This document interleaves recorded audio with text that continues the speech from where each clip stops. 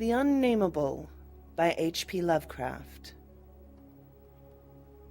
We were sitting on a dilapidated 17th century tomb in the late afternoon of an autumn day at the old burying ground in Arkham, and speculating about the Unnameable. Looking toward the giant willow in the center of the cemetery, whose trunk has nearly engulfed an ancient, illegible slab, I had made a fantastic remark about the spectral and unmentionable nourishment which the colossal roots must be sucking in from that hoary, charnel earth, when my friend chided me for such nonsense and told me that since no interments had occurred there for over a century, nothing could possibly exist to nourish the tree in other than an ordinary manner. Besides, he added, my constant talk about unnameable and unmentionable things was a very puerile device, quite in keeping with my lowly standing as an author. I was too fond of ending my stories with sights or sounds which paralyzed my heroes' faculties and left them without courage, words, or associations to tell what they had experienced. "We know things," he said, "only through our five senses or our religious intuitions. Wherefore it is quite impossible to refer to any object or spectacle which cannot be clearly depicted by the solid definitions of fact, or the correct doctrines of theology, preferably those of the Congregationalists, with whatever modifications tradition and Sir Arthur Conan Doyle may supply." With this friend, Joel Manton, I had often languidly disputed. He was principal of the East High School, born and bred in Boston, and sharing New England's self-satisfied deafness to the delicate overtones of life.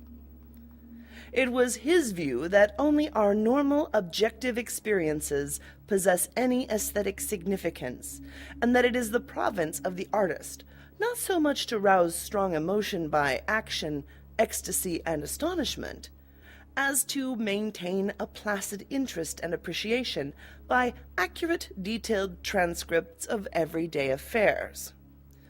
Especially did he object to my preoccupation with the mystical and the unexplained, for although believing in the supernatural much more fully than I, he would not admit that it is sufficiently commonplace for literary treatment.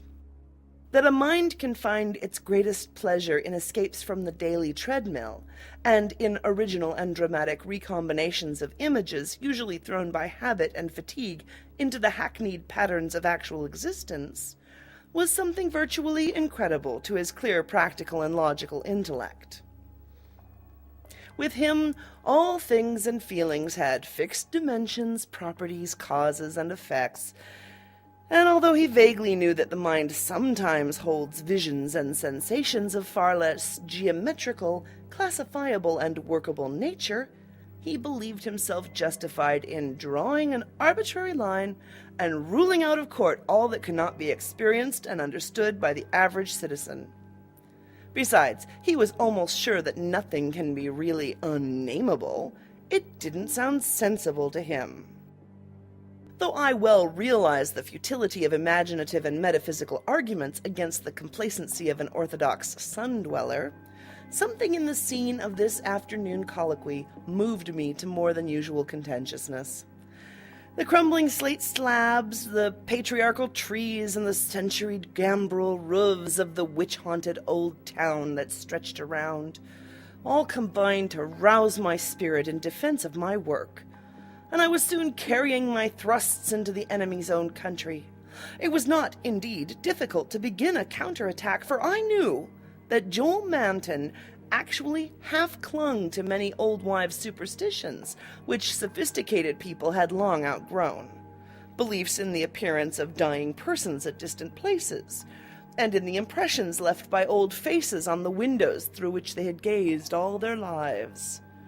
To credit these whisperings of rural grandmothers, I now insisted, argued faith in the existence of spectral substances on the earth apart from and subsequent to their material counterparts.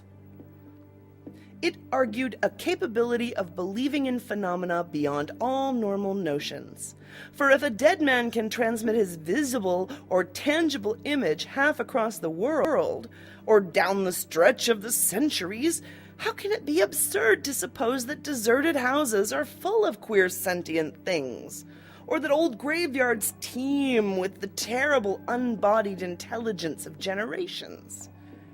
And since spirit, in order to cause all the manifestations attributed to it, cannot be limited by any of the laws of matter, why is it extravagant to imagine psychically living things in shapes, or absences of shapes, which must, for human spectators, be utterly and appallingly unnameable? Common sense, in reflecting on these subjects, I assured my friend with some warmth, is merely a stupid absence of imagination and mental flexibility. Twilight had now approached, but neither of us felt any wish to cease speaking. Manton seemed unimpressed by my arguments, and eager to refute them, having that confidence in his own opinions which had doubtless caused his success as a teacher, whilst I was too sure of my ground to fear defeat. The dusk fell, and lights faintly gleamed in some of the distant windows, but we did not move. Our seat on the tomb was very comfortable, and I knew that my prosaic friend would not mind the cavernous rift in the ancient, root-disturbed brickwork close behind us, or the utter blackness of the spot brought by the intervention of a tottering, deserted 17th-century house between us and the nearest lighted road. There in the dark, upon that riven tomb by the deserted house, we talked on about the unnameable. And after my friend had finished his scoffing, I told him of the awful evidence behind the story at which he had scoffed the most.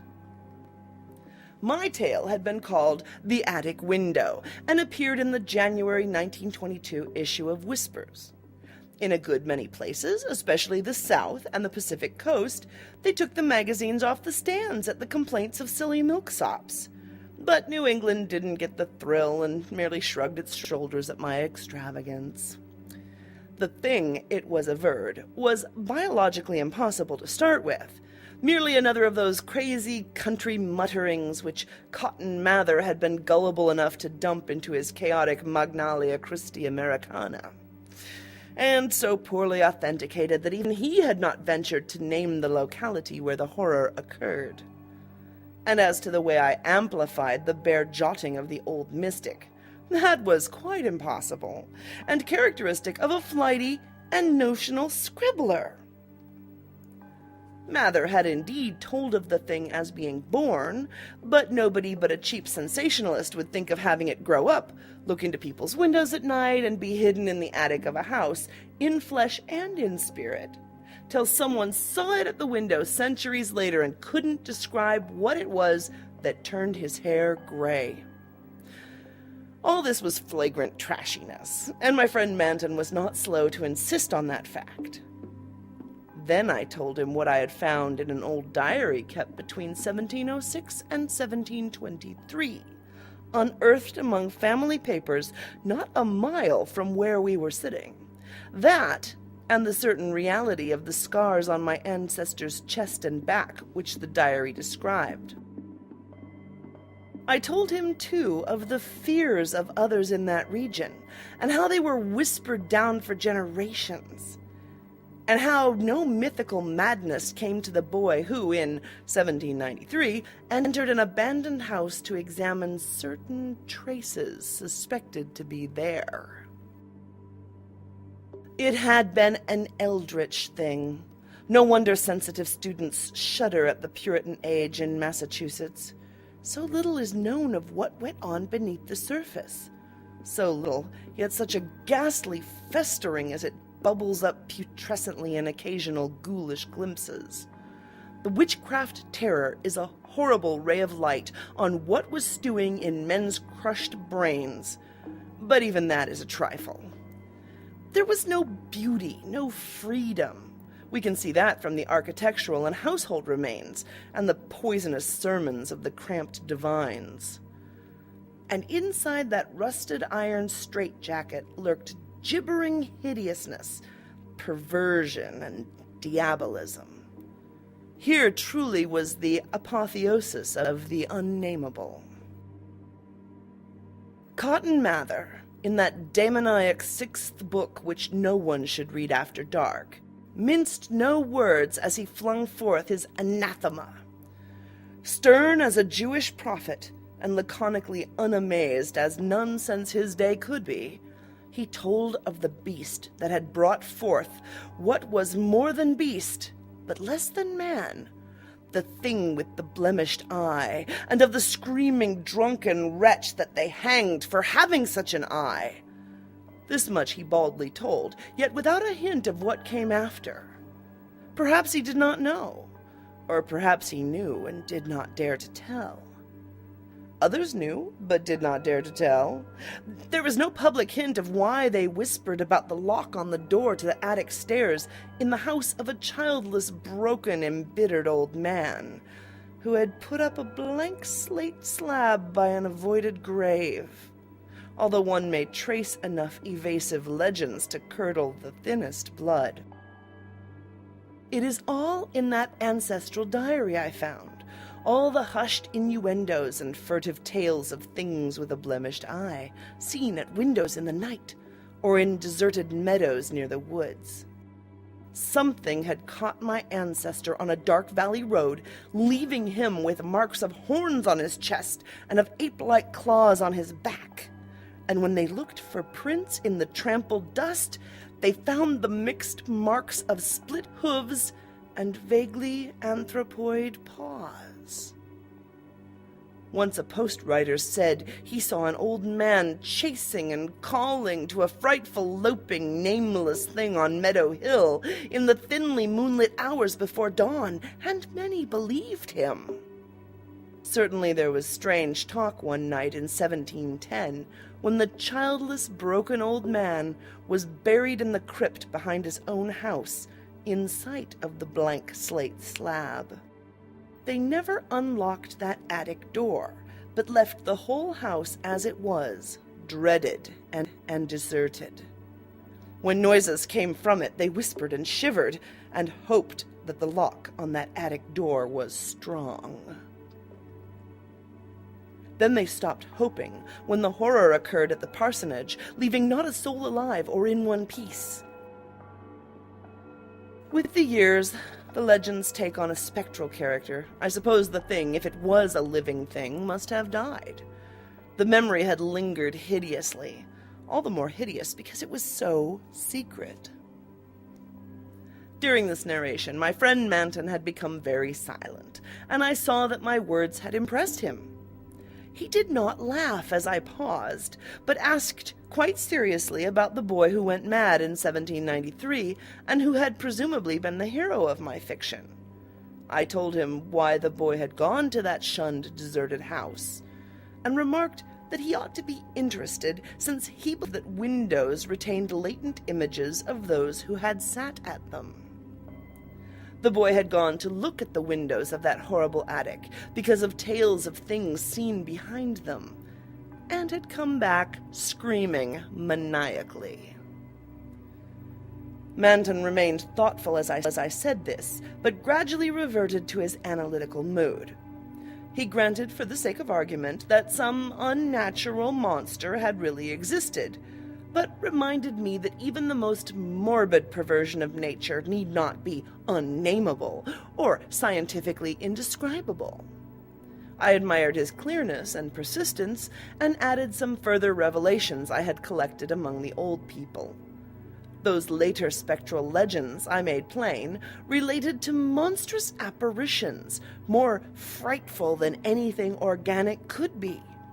Apparitions of giant bestial forms, sometimes visible and sometimes only tangible, which floated about on moonless nights and haunted the old house, the crypt behind it, and the grave, where a sapling had sprouted beside an illegible slab. Whether or not such apparitions had ever gored or smothered people to death, as told in uncorroborated traditions, they had produced a strong and consistent impression, and were yet darkly feared by very aged natives, though largely forgotten by the last 2 generations, perhaps dying for lack of being thought about. Moreover, so far as aesthetic theory was involved, if the psychic emanations of human creatures be grotesque distortions, what coherent representation could express or portray so gibbous and infamous a nebulosity as the specter of a malign chaotic perversion, itself a morbid blasphemy against nature? Molded by the dead brain of a hybrid nightmare, would not such a vaporous terror constitute in all loathsome truth the exquisitely, the shriekingly unnameable? The hour must now have grown very late. A singularly noiseless bat brushed by me, and I believe it touched Manton also, for although I could not see him, I felt him raise his arm. Presently he spoke. "But is that house with the attic window still standing and deserted?" "Yes," I answered, "I have seen it." "And did you find anything there, in the attic or anywhere else?" "There were some bones up under the eaves. They may have been what the boy saw. If he was sensitive, he wouldn't have needed anything in the window glass to unhinge him. If they all came from the same object, it must have been an hysterical, delirious monstrosity. It would have been blasphemous to leave such bones in the world, so I went back with the sack and took them to the tomb behind the house. There was an opening where I could dump them in. Don't think I was a fool. You ought to have seen that skull. It had 4-inch horns, but a face and jaw something like yours and mine." At last I could feel a real shiver run through Manton, who had moved very near, but his curiosity was undeterred. "And what about the window panes?" "They were all gone. One window had lost its entire frame, and in the other there was not a trace of glass in the little diamond apertures. They were that kind, the old lattice windows that went out of use before 1700. I don't believe they've had any glass for 100 years or more. Maybe the boy broke 'em if he got that far. The legend doesn't say." Manton was reflecting again. "I'd like to see that house, Carter. Where is it? Glass or no glass, I must explore it a little. And the tomb where you put those bones, and the other grave without an inscription. The whole thing must be a bit terrible." "Well, you did see it, until it got dark." My friend's more wrought upon than I had suspected, for at this touch of harmless theatricalism he started neurotically away from me, and actually cried out with a sort of gulping gasp which released a strain of previous repression. It was an odd cry, and all the more terrible because it was answered. For as it was still echoing, I heard a creaking sound through the pitchy blackness, and knew that a lattice window was opening in that accursed old house beside us. And because all the other frames were long since fallen, I knew that it was the grisly glassless frame of that demoniac attic window. Then came a noxious rush of noisome, frigid air from that same dreaded direction, followed by a piercing shriek just beside me on that shocking rifted tomb of man and monster. In another instant I was knocked from my gruesome bench by the devilish threshing of some unseen entity of titanic size but undetermined nature, knocked sprawling on the root-clutched mold of that abhorrent graveyard, while from the tomb came such a stifled uproar of gasping and whirring that my fancy peopled the rayless gloom with Miltonic legions of the misshapen damned. There was a vortex of withering ice-cold wind, and then the rattle of loose bricks and plaster. But I had mercifully fainted before I could learn what it meant.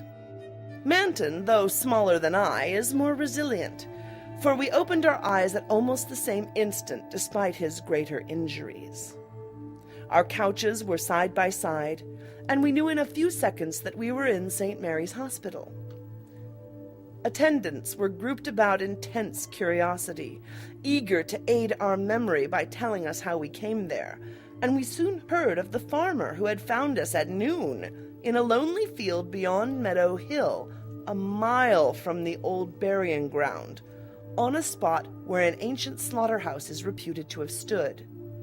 Manton had 2 malignant wounds in the chest, and some less severe cuts or gougings in the back. I was not so seriously hurt, but was covered with welts and contusions of the most bewildering character, including the print of a split hoof. It was plain that Manton knew more than I, but he told nothing to the puzzled and interested physicians till he had learned what our injuries were. Then he said we were the victims of a vicious bull, though the animal was a difficult thing to place an account for.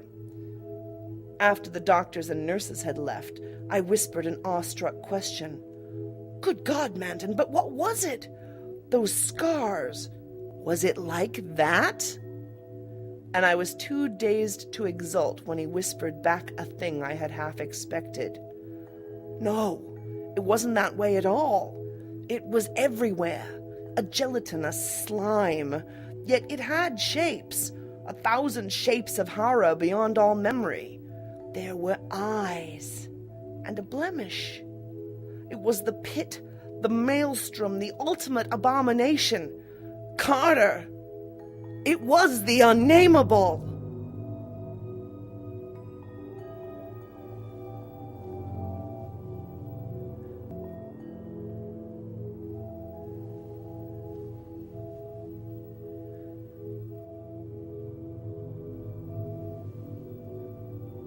Written by H.P. Lovecraft, performed by Julie Hoverson.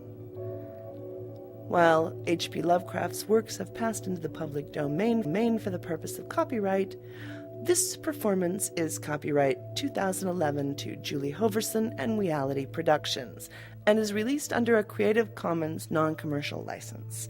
Feel free to spread it around, but don't try to make money off it.